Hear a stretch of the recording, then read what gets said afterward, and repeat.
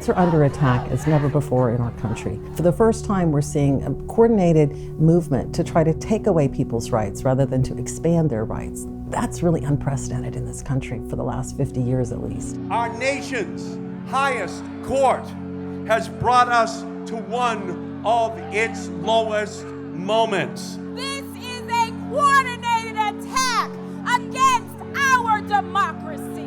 We're really at a crisis point when we're talking about reproductive justice. That's a gender justice issue, it's a racial justice issue, it's an economic justice issue. It's so important that all of us raise our voices up at this particular moment. There are protests, rallies happening nationwide. We need bold action by our politicians, and at the end of the day, it's up to all of us to really hold those people accountable. We can't just be angry. We have to act. We have to organize, we have to vote, we have to mobilize our own people. We are going to be working with our own state legislature here in Massachusetts to ensure that abortion remains legal and that access is open here in Massachusetts.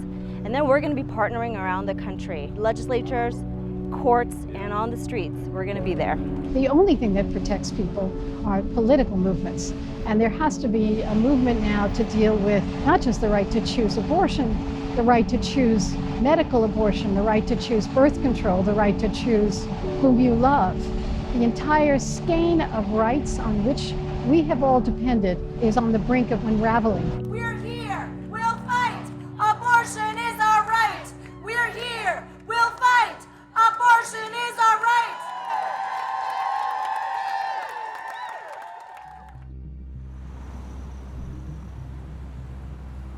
I think that the Dobbs decision has really driven home for a lot of people in this country the central value that privacy provides to us as individuals and as collective groups of people in a democratic society.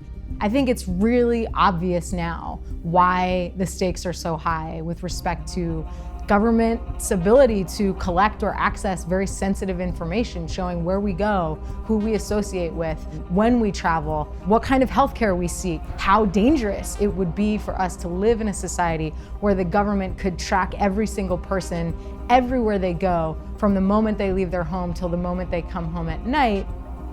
We've passed 8 laws across the state to ban the use of facial recognition technology at the municipal level. Those passed in the 4 largest cities in Massachusetts. We also know that Black and brown people tend to be targeted more using existing police powers. A technology that has racial bias issues is likely to be used disproportionately on communities of color. We are likely going to see almost the magnification of historical injustice using new technology.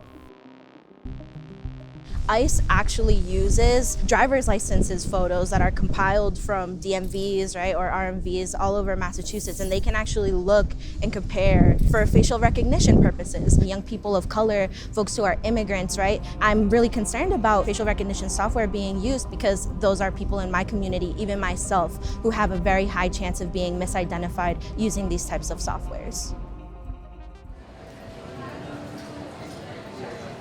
Today we're going to see a reunification of Maudie and Hans and their children. This is a couple who was separated by the U.S. government at the border. They're seeking asylum from danger. Because of ACLU advocacy, we're able to get this family reunited as the first step toward reuniting the other 60,000 people who've been separated at the border. These are people who've suffered tremendously in their home countries, which is why they are leaving. They've suffered tremendously to get to our border, and when they get here, they should be given the protections to which they are entitled under the law. And instead, what has happened is they're being forced back across the border into Mexico, into places that are among the most dangerous places in the Western Hemisphere. Today is a very important day for all the family because we're able to reunite as a family, and the girls always crying and asking, where's my dad, where's my brother?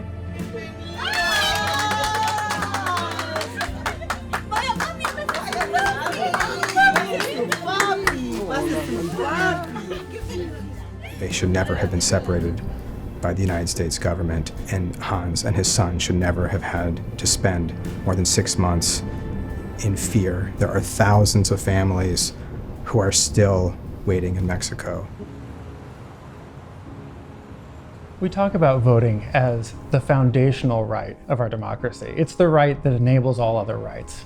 So ensuring that people can cast their ballot freely, easily, without obstacles, that's a huge win for equity, for racial justice, and for democracy.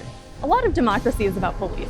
It's the belief that the system is going to be there for me. It's the belief that when I show up, it's going to matter. It's the belief that if I go out and vote and ask my neighbor to vote, my elected official is going to respond to me and my community. Increasing requirements for reporting and transparency with sheriff's offices. We are going to be able to increase the number of people who can vote from jail. Mail-in voting, it is a safe, secure, and easy way to cast a ballot. And so that's why we're so proud to make this a permanent reality and permanent option for millions of voters in Massachusetts.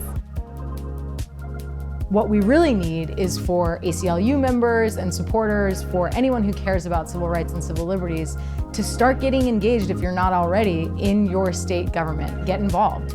We are working to build long-term movements to protect the rights that we need to protect. Democracy is like a muscle. We have to exercise it to keep it strong. And so the ACLU provides an opportunity for people to be part of the larger movement, to turn the tide against repression and to build momentum, to defend civil rights and civil liberties, whether we're talking about reproductive justice or the whole panoply of racial justice, immigrant rights, free speech, LGBTQ equality. We all have a role to play, and the ACLU is a platform upon which we can do that.